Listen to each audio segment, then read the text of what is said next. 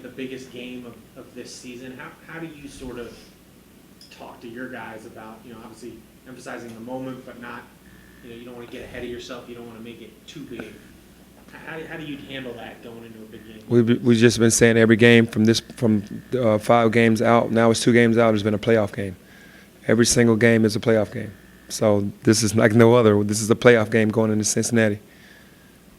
Have you kind of talked to them as if they're sort of been building to this moment since it's such a big game, telling them, look, you've sort of built and improved and you can do it? Well, yeah, that's what we set out to do about, I guess it was 3 weeks ago. We played at ECU. We talked about the fundamentals of the game and approaching the game the right way mentally, hanging in there for 40 minutes and not for 20, not for 30, not for 35, understanding what we need to do to win the game, not having any self-inflicting wounds as far as like turning the ball over, shooting bad shots, and doing that to give the other team a run, especially on the road. And everybody has bought into that philosophy.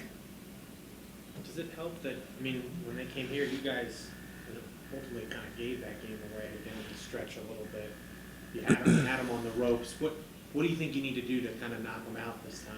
Well, we just have to have everyone ready, the people that start the game to the people that come on off the bench.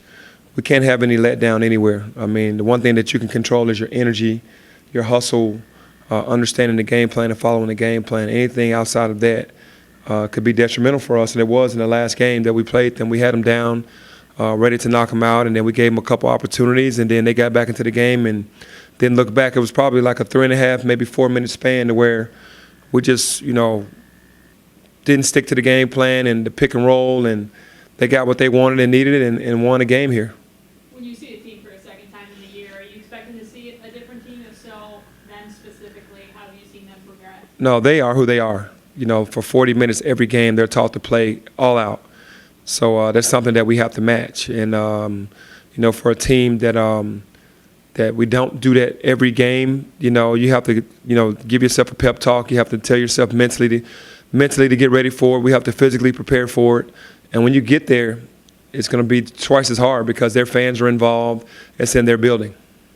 How have teams these last few weeks try to get Jeremiah out of the game? Have you seen a change in the way they're guarding him, and what do you expect? Yeah, I've seen him load up. Temple probably, you can say, did the best. Even though he was like 11 for 16, they loaded up really well, what we call boxes and elbows. 2 guys at the top, 2 guys at the bottom, and they didn't care where anybody else was. And, he still was able to get 30 points on that type of a defense. It's just the rhythm that he's in right now and how well he's playing. Are you a bracketology guy? Do you follow that stuff at all? No, I don't. No. I really don't. Did you before you were a coach? I didn't. No. So you're not aware of any of the implications or anything? I'm not aware of anything, scenarios, numbers, how it works, or any of that. I'm not right now. I'm just worried about wins for us, honestly.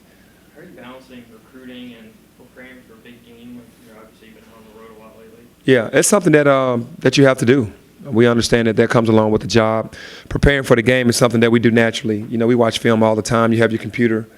We talk on the phone, or we talk in person in the conference room. So that's the easy part. The recruiting is pretty much over the phone unless you have to make a trip to go see someone and come right back. So it's easy to balance out because, we have the private planes to be able to go and come back same day, and that helps us out a lot.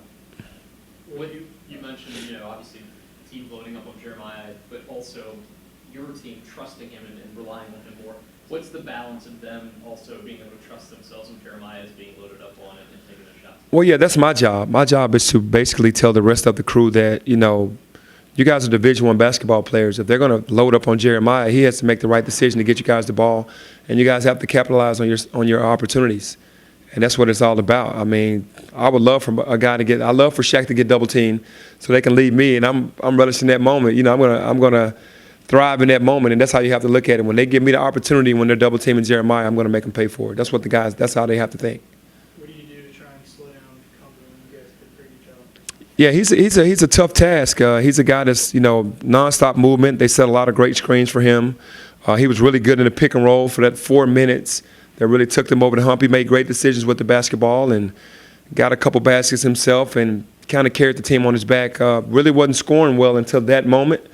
We just have to keep him busy on defense because they play that matchup zone. And offensively, when he's guarded, we just got to make him take tough shots. We got to make him take the toughest shots that he's had all year. A win in Cincinnati gave you a great opportunity to move into your top four, was one of your goals for the year. Right? That's a huge goal that we set out for in the beginning of the season, and we thought it was reachable, and it is right now. It's right there in our grasp, and that's all we wanted was an opportunity to have that chance to finish in the top four to try to get a bye in the first round of the in the AAC tournament, and it's right there. We just have to go get it. Think about it from the fans' perspective. There hasn't been a game like this late in the year in a while for Memphis basketball fans. Is this sort of what you? I know this hasn't gone all as planned this whole season, but where you are now, is this kind of how you dreamed it would be or thought it would be your first year? Yeah, I was hoping that we would be in the mix. I was hoping that we would be smoother sailing right now as far as conference. We lost 4 out of 5 and 3 in a row, which was tough, but we bounced back really strong, and it's definitely what I wanted coming in as a first-year coach. I didn't think the goals weren't reachable. I felt like they were very reachable because if guys just put their heads together and believe and just work their tails off, anything is possible. So I felt like we could, and to be here right now is just, I thank God for the opportunity because we're in a position to be able to finish in the top 4. Like you have a day like this where you're in another state in the morning, and then you're coming to prepare. Like, is this a lot of fun for you? Like, It is. enjoying this? It is. I'm starting to understand, everything about the college game, and to be in Birmingham this morning and to come back here right now and get ready for our practice and prepare for Cincinnati. It's all a part of it, and it is fun. What were you doing this time last year? Last year I was getting ready for maybe I think the regional championship or the sub-state to go to state. Jeremiah talked about having fun and sort of these big pressure games, how he enjoys it and likes it. As a coach, is this the fun part of the season? Absolutely. This is all when we went into Wichita, I was like, this is the playoff game. My juices got to flowing. Playing in these games my entire career. As a player, I always look for the games like going to Cincinnati, going to Wichita, having Tennessee here, having Cincinnati here, all the big games. If you're a player, you're looking forward to those games, and you're ready for those games. And as a coach, nothing changes. I can't wait to get to Cincinnati. Can't wait to get in the arena. Can't wait until the rowdy fans get in there. That's all a part of the madness that goes on in your head when you want to win, and you have to go through those type of teams to be successful. Do you remember your first player you brought in for an official visit when you became head coach here? First player might have been it might have been Connor Crabtree. How much has that process, the official visit process, changed from then to now? Oh, it's changed a lot because, I had to hit the ground running because I got the job so late. I've had a full year to kind of, recruit and do things and kind of set it up the right way. Not that Connor wasn't a great prospect. It's just now having a full year instead of only having a couple months to get things done is totally different. But do you do things differently? Like what you did with Connor that first official visit, your most recent official visit is like the itinerary completely different? No. The itinerary is the same. We show the same. We talk the same. Yeah, it's still the same. And how do you prepare your team going in for the first 5 minutes of the game, knowing it's senior night, they're trying to improve their seed, there's a lot of energy in the building. How do you prepare your team to take that first blow from you? Well, you go in understanding what it is. Put yourselves in their shoes. Senior night, you're coming in. Are you going to want to ruin your senior night? They're going to come out with energy, and we already know what that is. But that also helps us as well because now we know we can't go in there messing around. We know from the very jump that it's going to be rowdy, and they're going to get right to the point. So it's pretty much self-explanatory when you start talking about that. DJ Jeffries has said that you told him you see a lot in him of you. Mhm. Just in what ways do you see on the court, off the court? Yeah, just his quiet personality. Really laid back. He's just an action guy. He gets out on the floor and he takes care of business. And plus his athleticism, his speed, his ball handling ability, things of that nature. But basically, also him being just a quiet, just want to go about doing my work type of guy. That's how I was. When he gets on the court, he's a little bit different than that, and it can be the same with you. Do you see that similarity? Oh, for sure. I mean, he turns that switch really quickly.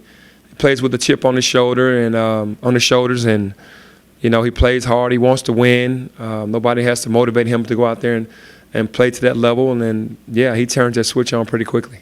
Have you had a chance to speak with Malcolm at all? Briefly through text. I just texted him about his injury and just told him to keep his head up. And there's, I know he wanted 4 in a row himself. You know, that's history, and it didn't happen for him, and unfortunately having a leg injury, but he has a bright future ahead.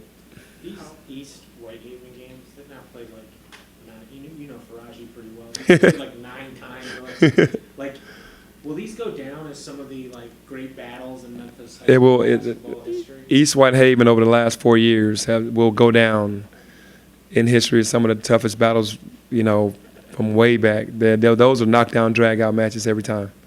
I mean, it's kind of amazing that these two teams have played so many times. I mean, it just goes to show you what both programs have done over the years, the talent that we've had, that Whitehaven has had in this city, the talent that we have in those areas, and, you know, both teams are representing really well. How is this game against Cincinnati different than the trip to Wichita State? Because it's a game that gets us closer to our goal. You know, the Wichita State win was huge because you don't walk into Wichita State and win. And being down 16 and to fight back and get a W, that was the best win of the season. The Cincinnati win will be as big as the Wichita win because it will be the next, and it will help us get to closer to our goal. And that's the way we're looking at it. Anything else? Thank you. All right, thanks.